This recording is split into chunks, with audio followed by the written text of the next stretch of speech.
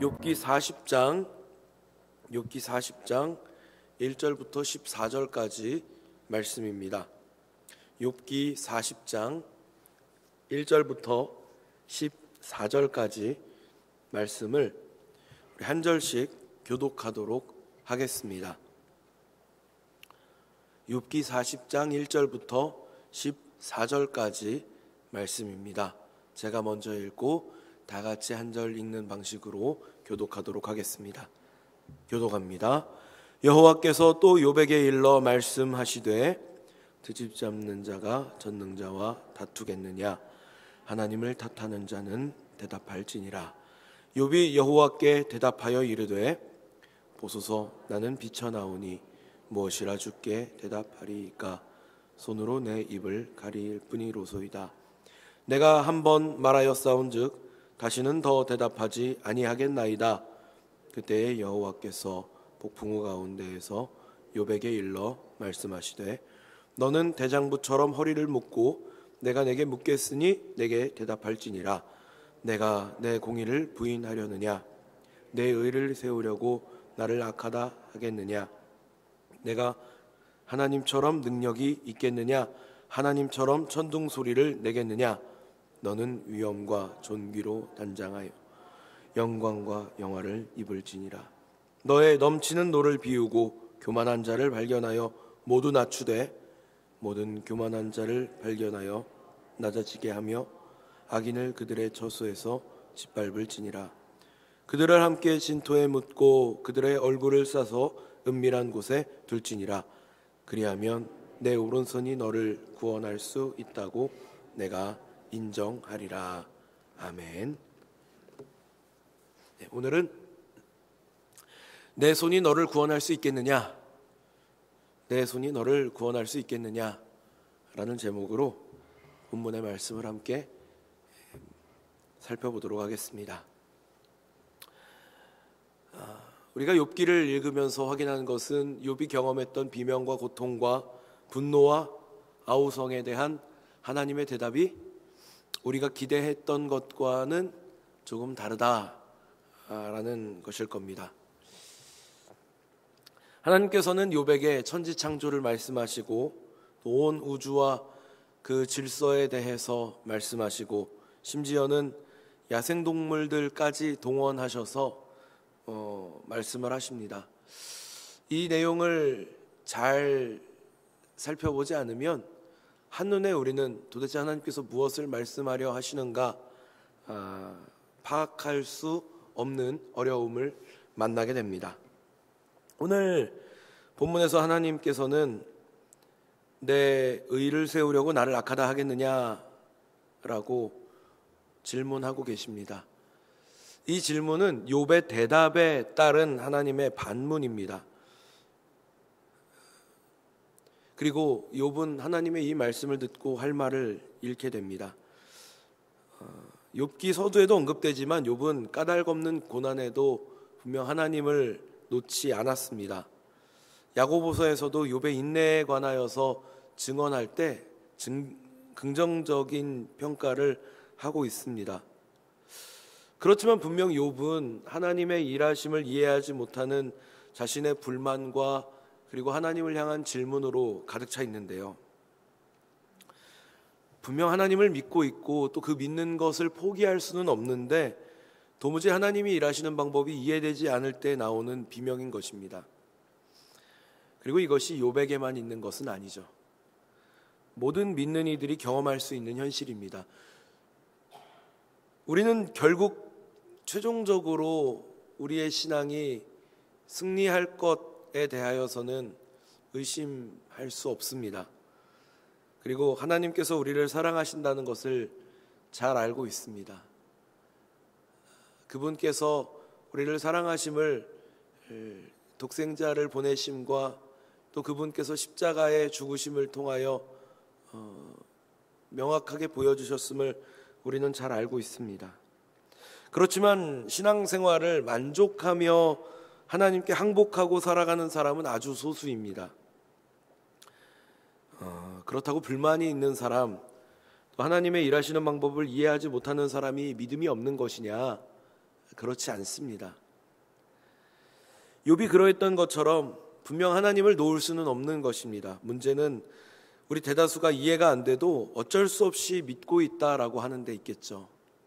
그러니까 하나님 말씀을 받아들일 때 분명 이해가 잘 안 되는 상황을 만나게 되더라라고 하는 것입니다.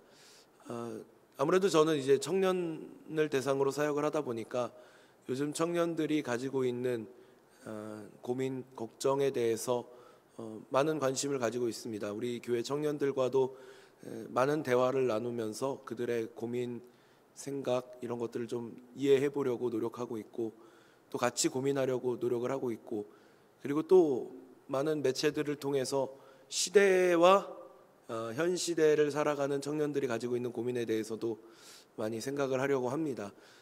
가장 큰 고민은 특히 우리 신앙인들 안에서 우리 청년들이 말씀을 들을 때와 그리고 현실을 살 때 괴리감을 크게 느끼고 있다라고 하는 것인데요. 비단 청년들의 문제만은 아닐 것입니다. 분명 교회 와서 말씀을 들을 때는 아멘하고 그렇지 내가 말씀 붙들고 잘 살아야지 라고 은혜 받고 돌아가시지만, 또 일상으로 돌아가서 삶을 사시다 보면 하나님 말씀을 들었던 것과 또 내 현실의 삶이 분명 차이가 있다는 것을 확인하게 되더라라고 하는 것입니다. 우리의 실제적인 현실은 사실 내가 믿는다가 아니라 하나님께 붙잡혀서 도망칠 수 없더라라고 하는 것입니다. 그러니까 이 자리를 떠날 수 없기 때문에, 하나님께 내가 붙잡혀 있기 때문에 내 삶에서 느껴지는 괴리와 그리고 또 그럼에도 하나님을 떠날 수 없는 이 신앙이 날마다 충돌을 하고 있는 것이죠.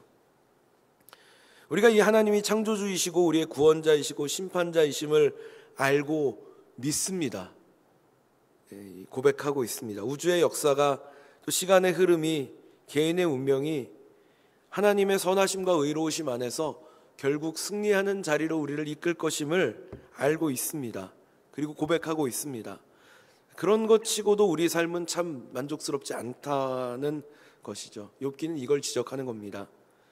욥이라고 하는 사람이 몰락해서 고난을 겪는 이야기가 아니라, 사실은 믿는 사람이라면 누구나 겪고 갖게 되는 의문을 욥을 통하여서 이야기하고 있는 것이죠. 오늘 본문이 하나님께서 욥을 향하여 하시는 말씀이 무엇입니까? 이해가 되지 않느냐? 라고 질문하시는 겁니다. 이해가 되지 않는다면 그래, 네 마음에 들지 않는 자들을 다 항복시켜라. 싸워서 이기고 굴복시켜라. 이렇게 말씀하시는 겁니다. 우리 마음에 들지 않는 누군가가 있다면 한번 그 사람을 떠올려 보시기 바랍니다. 우리가 신앙생활을 할 때 이 공동체 안에서도 분명 내 마음에 맞지 않는 못마땅한 누군가가 있을 수 있습니다. 모두가 다 내 마음 같지 않겠죠. 도무지 이해하려 해도 이해가 되지 않고, 같이 있으면 분명 도움이 돼야 되는데 은혜가 잘 안 되는 그런 누군가가 있을 수 있습니다. 도대체 왜 그렇게 사는지, 신앙은 왜 그 모양인지, 봉사는 왜 안 하는지, 여러 가지 이유가 있을 것입니다. 그러나 사실은 우리가 잘 이해를 못하는 것이지 잘못된 것이 아니라는 생각을 해볼 필요가 있습니다. 가서 물어보면 말 못할 사정들이 다 존재하고 있죠. 그냥 지켜봐서는 모르는 그런 이야기들이 각자에게 존재하더라라는 것입니다. 몇 년 전에 제가 청년들하고 교제하는 가운데 이런 말을 들었습니다. 우리 아빠는 자기가 감독을 했으면 월드컵을 4번은 우승시켰을 거야 라는 거죠. 무슨 말입니까? 이게 TV로 볼 때는 뻔히 보이거든요. 저도 가끔 이제 요새는 잘 보지 않게 됩니다만 가끔 야구를 보는데요. 감독을 차라리 내가 하면 좋지 않을까, 그런 상황이 들 때가 있습니다. TV로 볼 때는 명감독인 듯 하지만 막상 그 자리에 앉아보면 또 어떨까요? 상황이 다 그렇지는 않을 것입니다. 우리가 하나님의 자리에 올라서서 하나님 역할을 한다 그러면 세상 참 후련할 것 같습니다. 아니, 하나님께서 왜 이런 문제를 그냥 내버려 두시고 왜 못 본 채 하시느냐라고 따질 수도 있습니다. 그러나 분명한 것은 하나님께서 미련하셔서 능력이 없으셔서 모르셔서 내버려 두시는 것은 아니라 하는 것이죠. 하나님이 우리에게 답을 주시는 것입니다. 이해가 되어야 의미가 있는 것이 아니다. 우리에게 일어나는 모든 것이 이해되지 않는다 하더라도 다 하나님의 허락이 없으면 존재할 수 없는 것들입니다. 그것들이 존재하는 것이 하나님이 그것들을 통해서 일하시기 때문에 존재하도록 되어 있는 것입니다.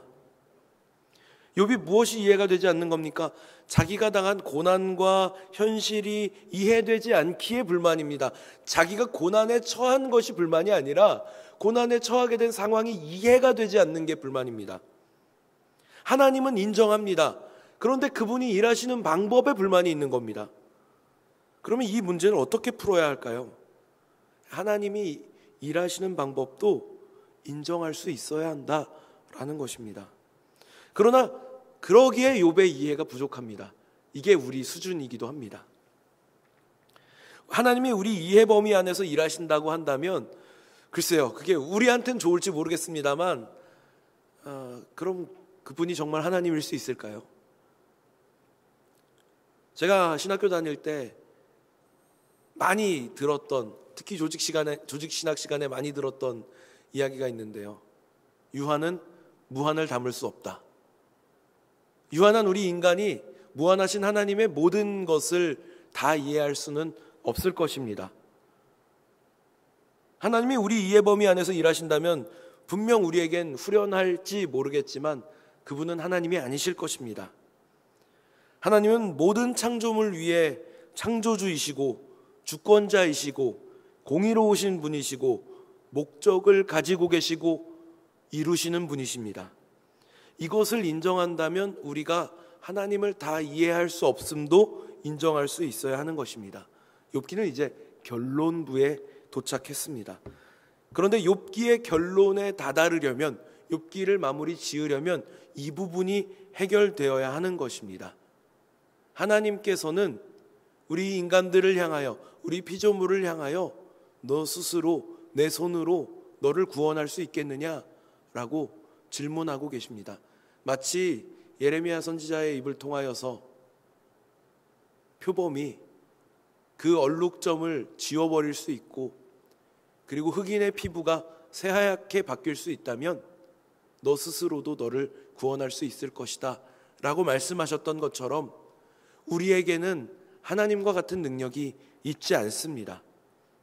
하나님을 인정하시지만 그분의 일하시는 방법이 이해되지 않으십니까? 오늘 이 부분을 해결하시는 우리 성도님들 되시기를 바랍니다. 하나님의 모든 면을 인정하셔야 합니다.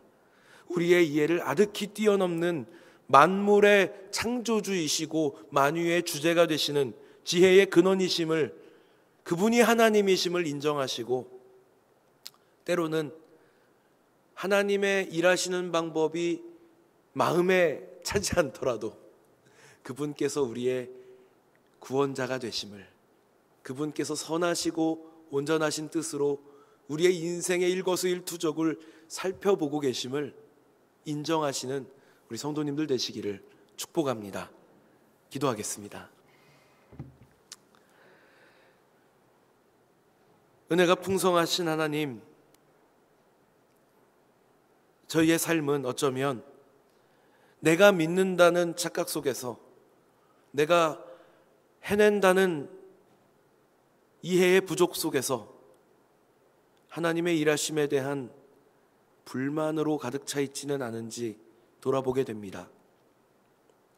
하나님은 인정하지만 하나님의 방법에는 물음표를 남겨놓은 저희들의 삶 가운데에도 온전히 창조주 되시고 우리의 구원자가 되시고 이를 계획하시고 이루시는 하나님이심을 인정하고 항복할 수 있는 복된 인생들이 되기를 간구합니다. 하나님, 저희가 어찌 하나님의 모든 것을 다 헤아릴 수 있겠습니까? 하나님은 욥을 향하여서 그러한 것들을 말씀하고 계시는데, 하나님, 그 말씀이 또한 저희를 향하여 주고 계신 말씀임을 알게 하시고, 저희들의 인생이 살아계신 하나님을 믿고 의지하고 하나님의 모든 면을 인정하며 하나님 앞에 두 손 두 발 다 들고 당신은 하나님이십니다 고백하는 복된 삶이 되게 하여 주시옵소서. 이 새벽 시간 하나님 앞에 나올 때에 빈손으로 나오지 않게 하시고 정성스레 준비하여 구별하여 드린 예물들이 있습니다. 하나님 받아주시고 들어진 손길들 가운데 복 내려주시고 은혜가 풍성한 하나님께서 저희들의 삶에 필요한 것들을 세세히 살펴주시고 은혜 베풀어 주시옵소서. 오늘 하루도 말씀을 붙들고 믿음 안에 승리하는 삶을 살게 하여 주시고 저희들 무엇보다도 믿는다 고백하는 바와 행함이 일치하는 복된 삶을 살도록 은혜 내려 주시옵소서. 감사드리며 우리 구주 예수 그리스도 이름 받들어 기도드리옵나이다. 아멘. 어제부터 오늘까지 1박 2일간 정책당회를 진행하고 있습니다. 우리 담임 목사님과 우리 당회원 장로님들을 위하여서 함께 기도하여 주시고, 특별히 교회를 위하여 기도하실 때 2024년 목양 일정과 그리고 여러 계획들이 세워지고 또 내년도를 섬길 일꾼들이 잘 세워질 수 있도록 함께 기도하여 주시기를 바랍니다. 또 새롭게 세워지신 네 분의 피택 장로님들을 위하여서 함께 기도하여 주실 때에 이제 장로가 되기 위한 모든 과정들을 잘 감당하고 또 잘 훈련받아서 주님의 몸된 교회의 기둥들로 세워질 수 있도록 함께 기도하여 주시고, 각자 기도 제목 놓고 자유롭게 기도하시다가 돌아가도록 하겠습니다. 우리 주여 한번 부르시고 기도드립니다.